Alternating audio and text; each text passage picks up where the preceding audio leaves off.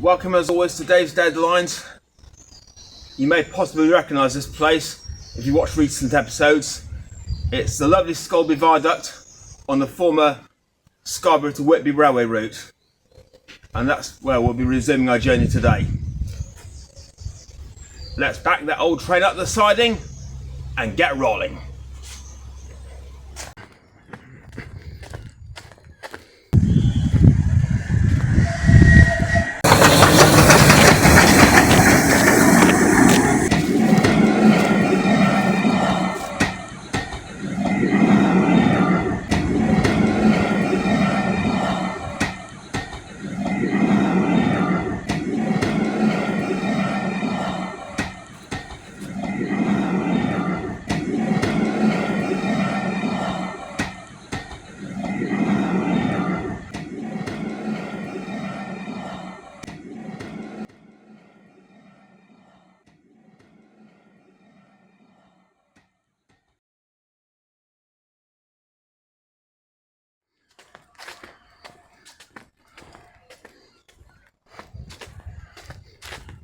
We're passing through the site of the former Cloughton Station here,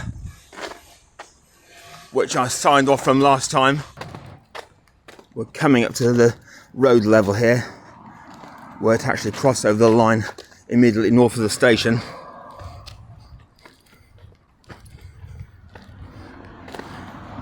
Scalby itself was a single platform station with 3 sidings, a goods bay and a booking office.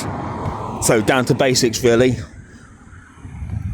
The line came beneath us just at the left of this drive here where these flats are. So we're practically on top of the bridge now. Who would have believed it? Just looking at a couple of 2-storey brick apartments now that the 21-mile railway once passed beneath us. Right by this lovely tree and away on its way to Whitby. Which is of course where we are continuing on our way to now. Well, a further 3 or 4 miles anyway. Absolutely speechless.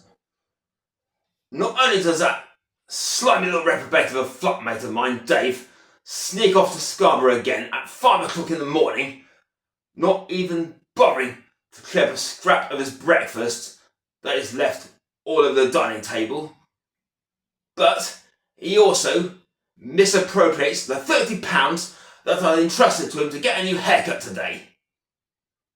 Well, Davy boy, this time the gloves are off. Or the glove is off.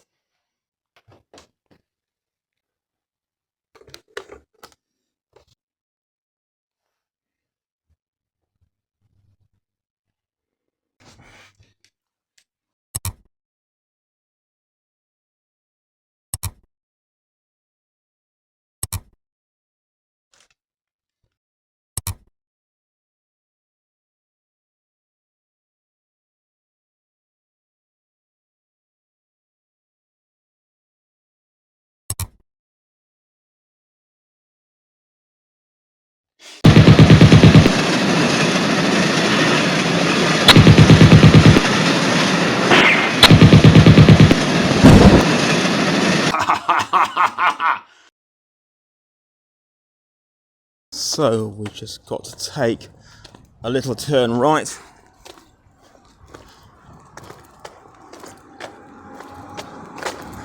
and a little turn left,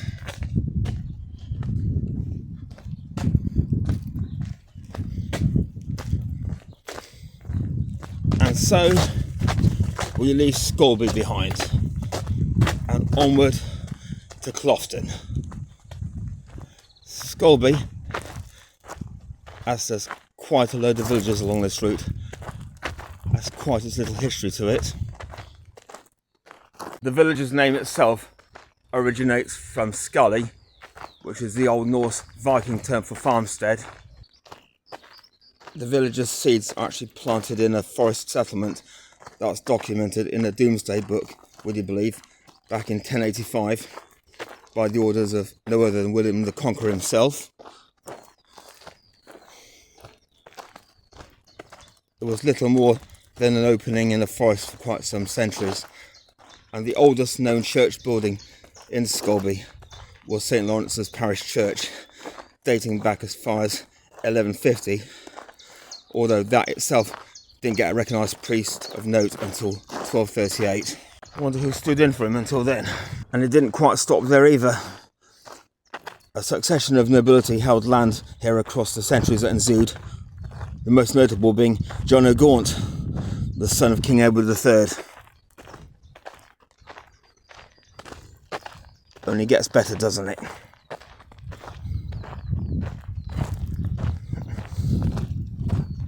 As this track bed only gets straighter.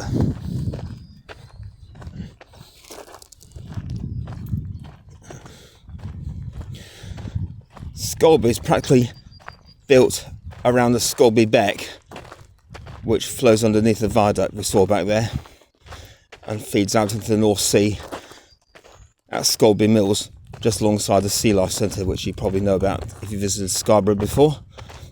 And unlike the one we're walking on at the moment, you can still get a train along the railway to get to there, although the gauge is relatively less wider.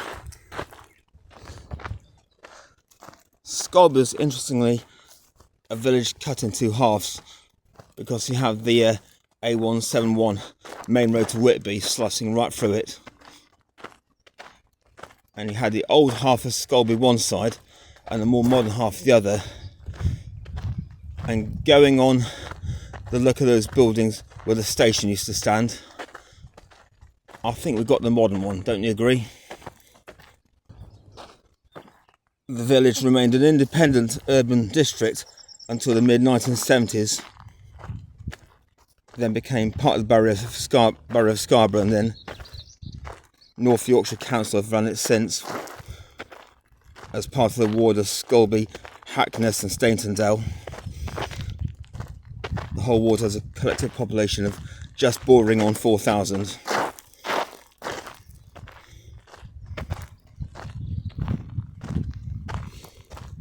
Sadly, that amalgamation came too late for the railway, which was shut down over a decade by that time. If you want a quick catch up, the Scarborough and Whitby Railway had finally opened in 1885 after decades of operational and financial fluctuations that saw it start and stop in terms of construction as the money ran dry, then got a little moist again, then dry again, and finally ran a bit more fluidly until the tap could no longer be turned off. And so that lovely day in 1885, people were able to travel to and fro between North Yorkshire's two premier seaside resorts, although most prefer to do one or the other per day.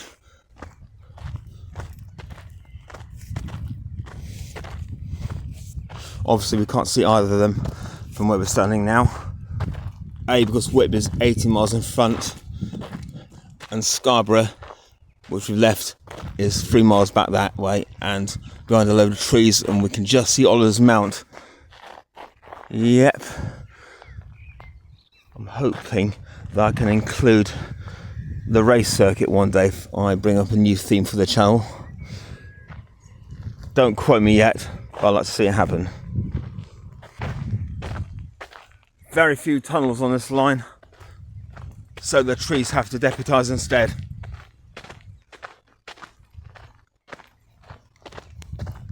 You turn around and look ahead again, however.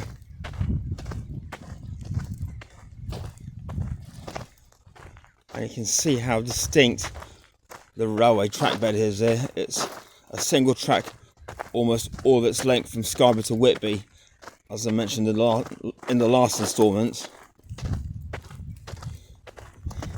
And as you see 1 or 2 bridges later on, you'll know all about it.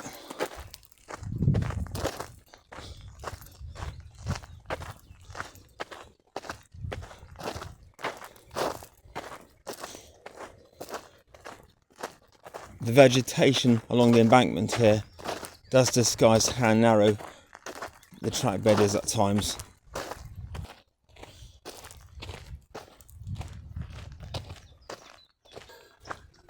looking past what might be a farm or something with some extremely stinky silos in it.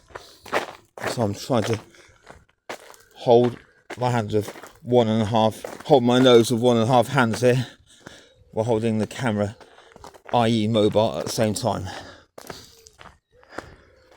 Now this is pretty. Suddenly, like that, we're into the open again, like nothing's happened. There's not much movement going down in that field.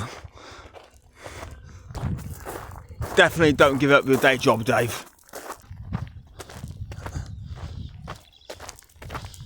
You can see the track bed, or at least this path, lifting uphill at quite an angle, only 100 or so meters ahead now.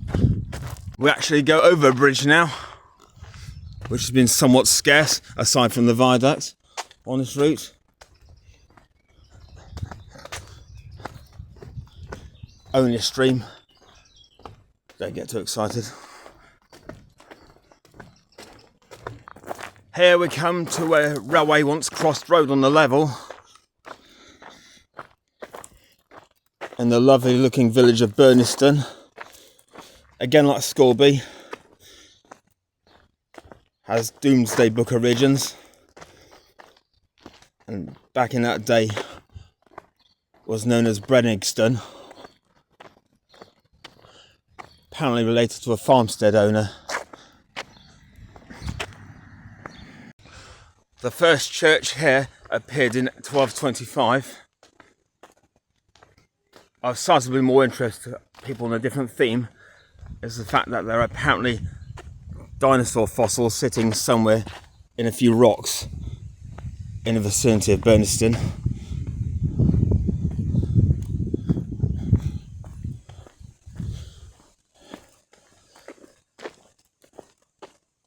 And on the other side of anachronism, this is certainly not a prehistoric structure.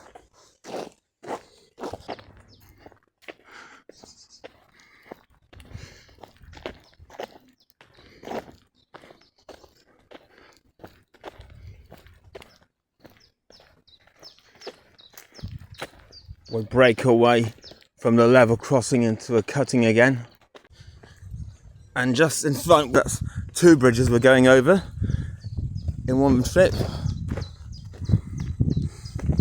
Then we come up to cross over another.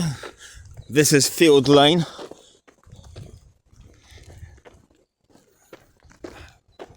and another lovely slice of single line evidence.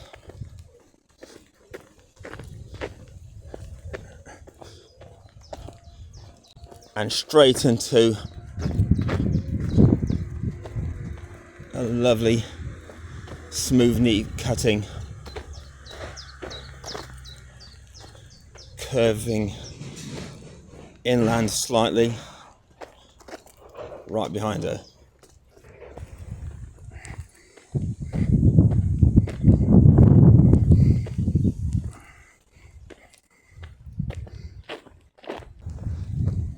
Sun seems to be darting between a few greyish clouds as we forge on, but so far I'm not feeling any drops of rain. Let's hope that be the way it stays. The cutting, meanwhile, is decorated by just about every wildflower species you could place next to a disused railway these days. Shame the blackberries aren't out yet,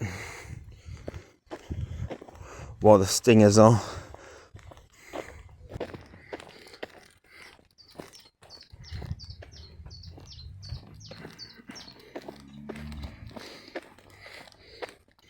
Love these little peepholes like this.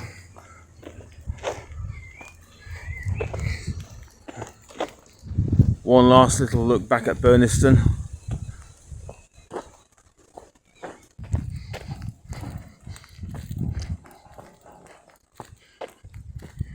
To an old friend awaiting me as we arrive here at Cloughton Station, or Cloughton as I'm in the habit of calling it. This is what happens when you let a posh guy make these videos.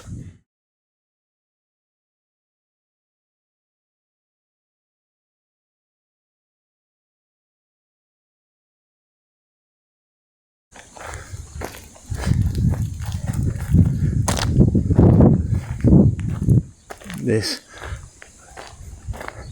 railway beauty still sits berthed in between the platforms of the station.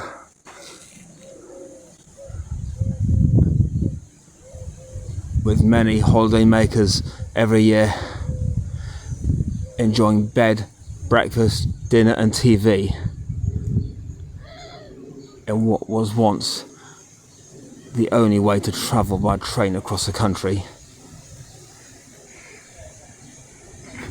It is a Derby-built Mk1 express carriage,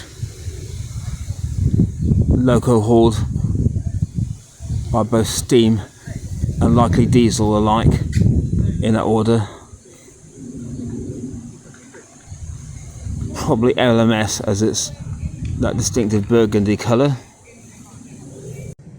As indicated by the gate down on the left there, this one's actually got a name. It's known affectionately as Oscar. I think, see if we can actually go and have a pop and look at old Osky Poos himself. Seems like Oscar's having a drink at the moment.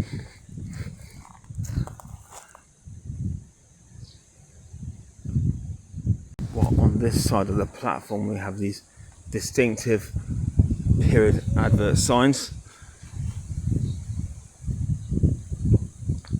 And the lamppost to go with it right above. Just hoping no one's staying in it at the moment.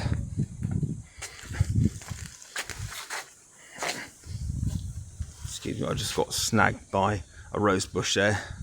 There's an excuse to turn around and see another advert sign there, wasn't it? Oh, we have another way to enjoy the former railway side environment. As I said, have a quick crafty trip alongside.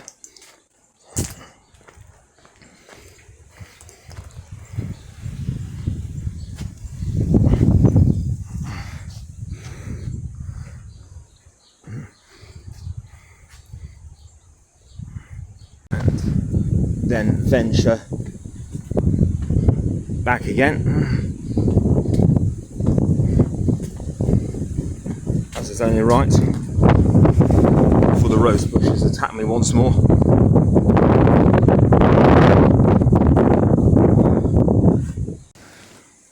And a little look along the other platform as well. Admire the underwork.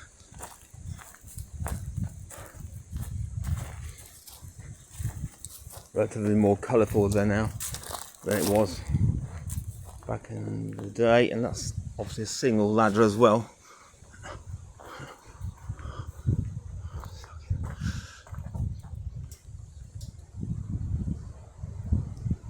Sorry Oscar, hope you don't mind.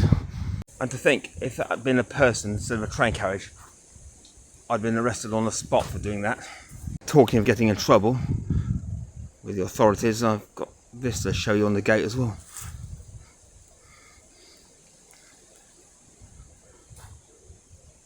Although you wouldn't know to look at it now, Cloughton Station was opened as a single track stop in 1885, equipped as one might expect with a ticket office and station house on the near side and a cattle dock, goods shed and siding on the opposite. Cloughton Station was, however, upgraded to a two-track affair in 1891, only 6 years after opening, with the conversion of the siding into a full passing loop and the installation of a second platform on the Scarborough bound side. Following its closure with the rest of the line in 1965, the station buildings have been converted, as you can see, into holiday accommodation, including the awesome carriage, And there's also a tea room inside the former ticket office. Sadly, we're a bit pressed for time today, so I don't think we'll be stopping for a cuppa yet. Well, a bottle of water might be a different story.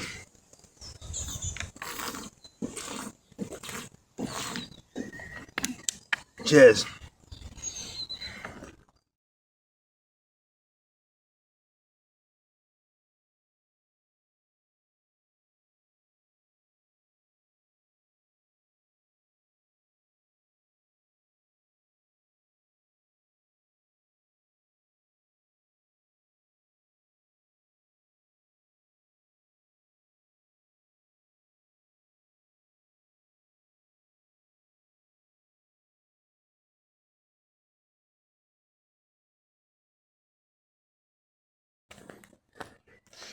Passing what might possibly be another bay platform on the left there for goods. While this beautiful goods shed here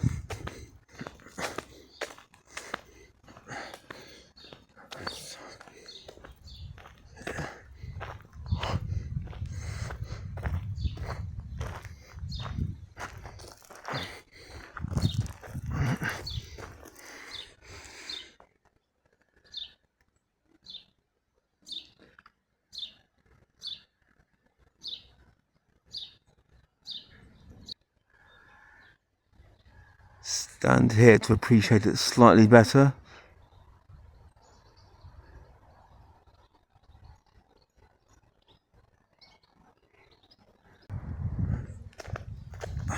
And of course, this wondrous station building.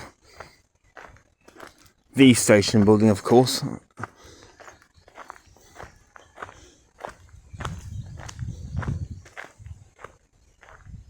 Operating now as a tea room and guest house. So you can stay and be pampered rather than pamper yourself. If that's what you prefer doing, then that's what the carriage is for.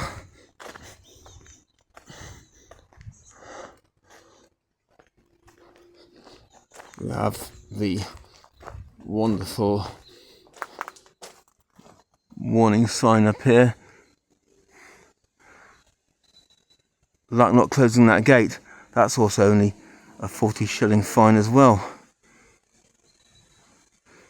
Does that mean that trespassing on a railway is no worse an offence than failing to shut a gate?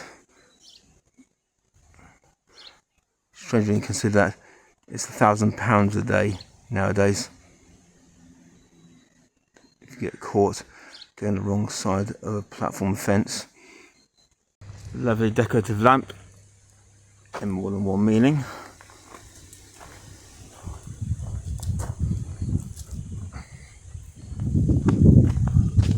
Got one last item right round the corner, however, before we head off to Hayburn Wyke.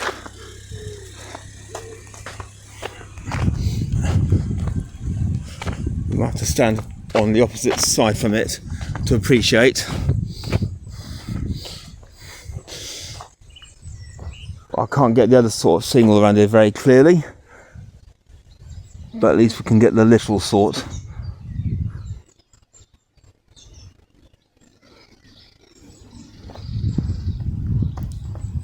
Yes, I think we can step closer in to see this fellow, my lad.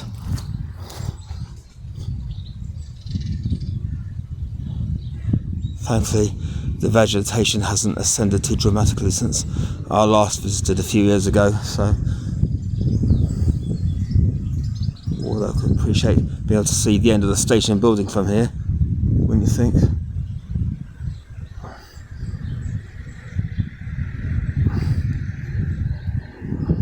I think trains run straight across here where this pine tree is now and onward through that gate. Well, we also sadly have to be heading onward again at this moment in time. Pity. Departing from such a fine station. Then again, it was just one small stop for them.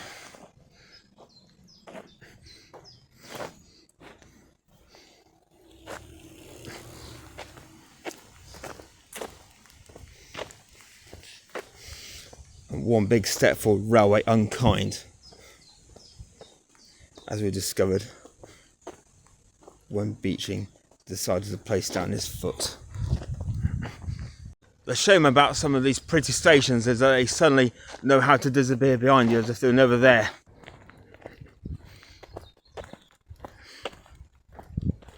As from this point onward for about a mile and a bit, we're going to be practically in the middle of nowhere, with only the occasional bridge as decoration. Become good at letting a lot down today, haven't I?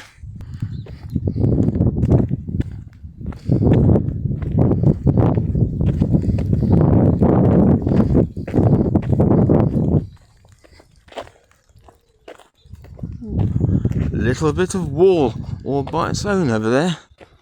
Wonder that was holding up. Into another cutting and another tree tunnel, all in one.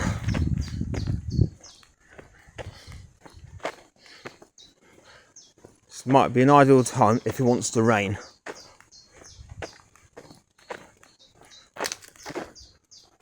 Oh, and by the way, we still have one or two bridges to go under on this segment of the former Scarborough to Whitby Railway.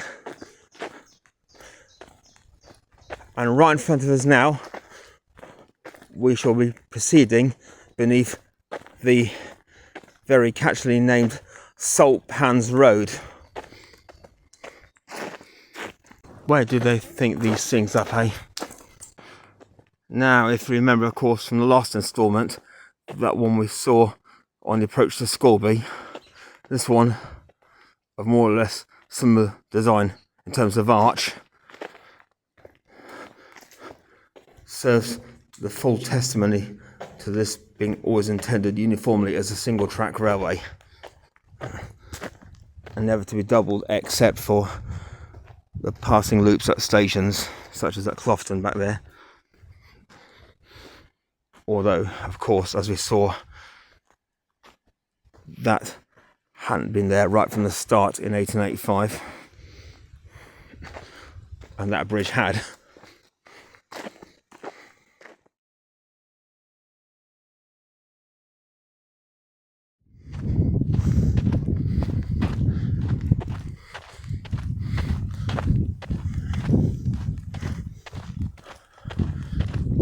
As we get into what looks like another of these tiny cuttings here, right off an embankment, you can tell we're on an upward climb again.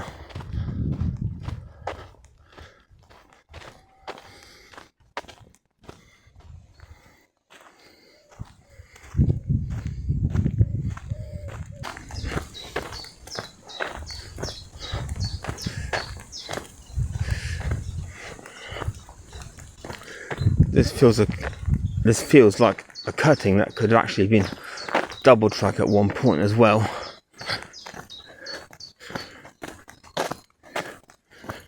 We cut aside those trees and brambles by a couple of feet more. Yeah, there is space for the gauge.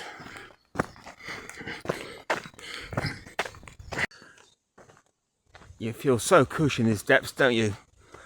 Separated from the rest of the possibly forbidding world around you up above. Only the trees to smile down on here and watch over you the way the clouds will do in a less friendly way. Which, as we emerge from the cutting, they appear to be doing that right now.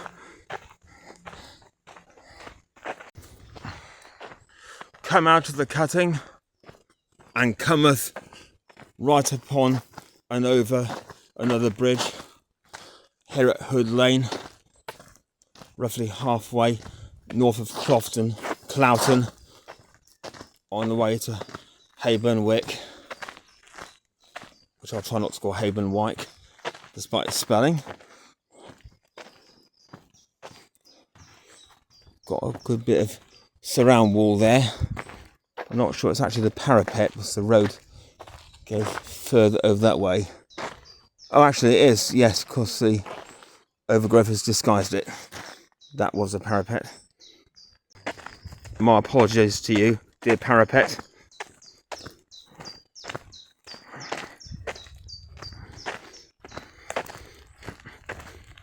As we get deep into the cuttings again, very shortly we will.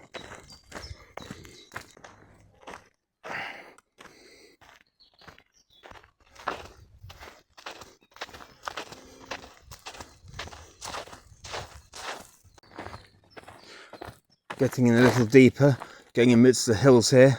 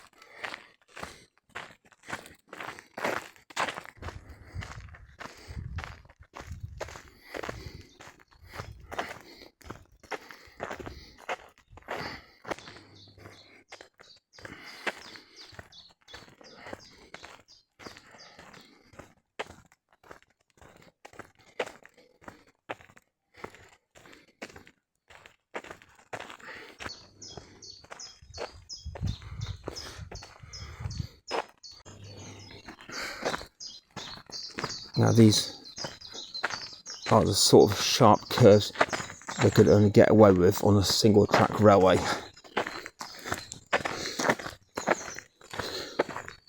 Then again, round the corner, maybe it isn't all that sharp after all.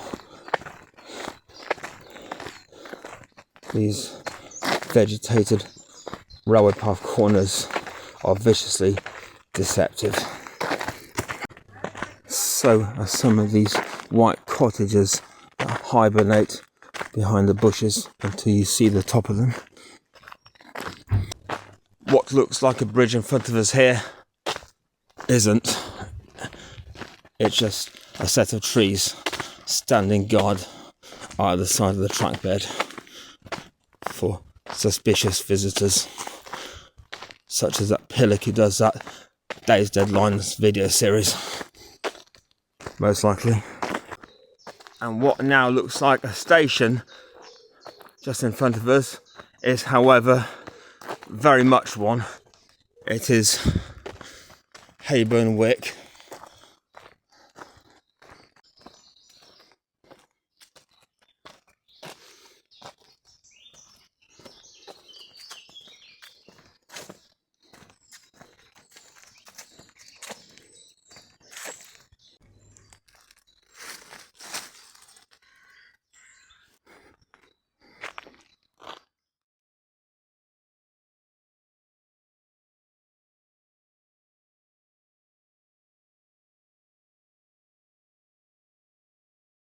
Hayburn Wyke, which lies 7 miles to the north of Scarborough along the route, was also a single platform structure, except it was originally on that side of the line until 1887, when the North Eastern Railway had a bit of a hissy fit and demanded that the station be rebuilt to meet the standards. The resultant new structure itself landing on that side instead, including this lovely platform.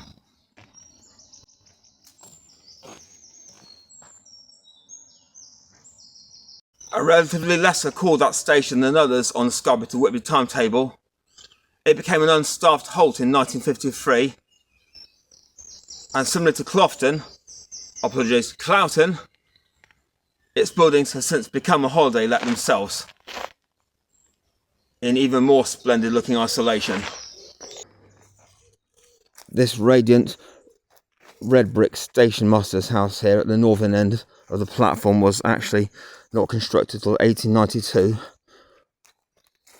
Beforehand, the occupant had to reside in a local hotel.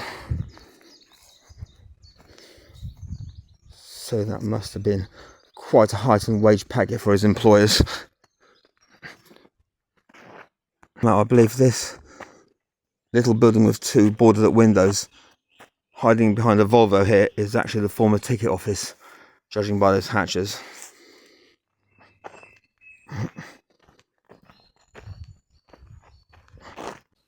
Sadly, it transpires that my ticket for today does not permit travel further beyond this stop. So I hope you've enjoyed your latest journey. As ever, slam your thumb on the old subscribe button, and hopefully the train will take us a couple more stops towards Whitby in the near future. God bless you. Safe travels. Dave out.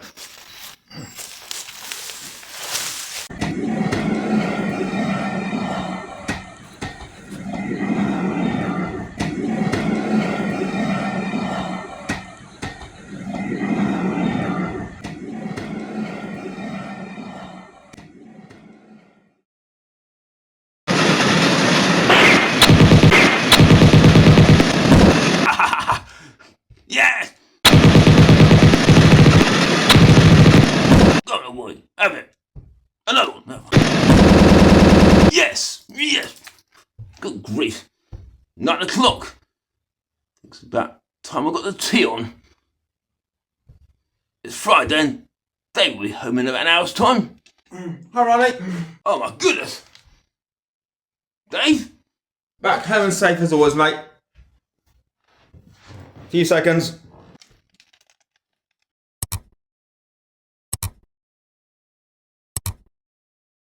Go on, Ronnie. You can get yourself out of this, I think.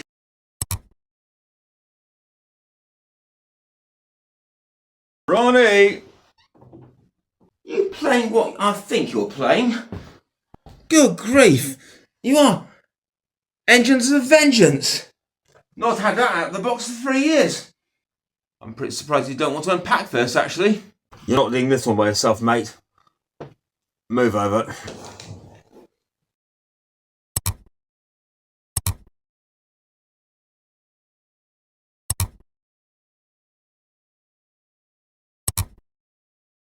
Excellent choice.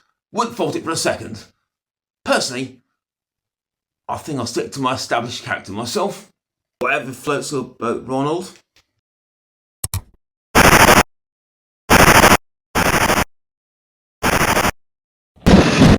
Go on, Dave.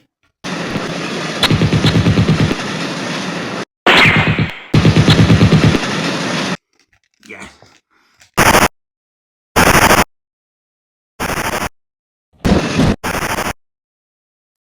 Thrashing here, Ronnie.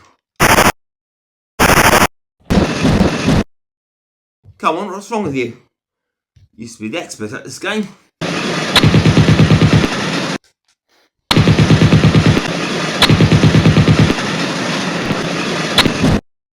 Yes!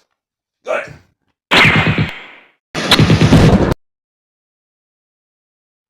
Go, Dave, you're beating me, old boy.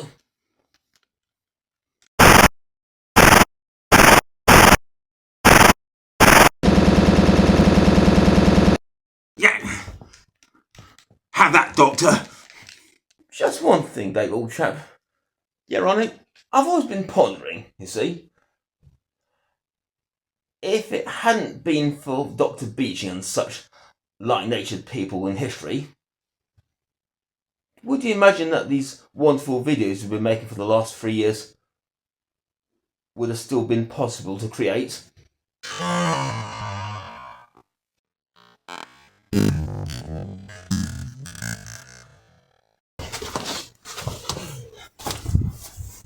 Out!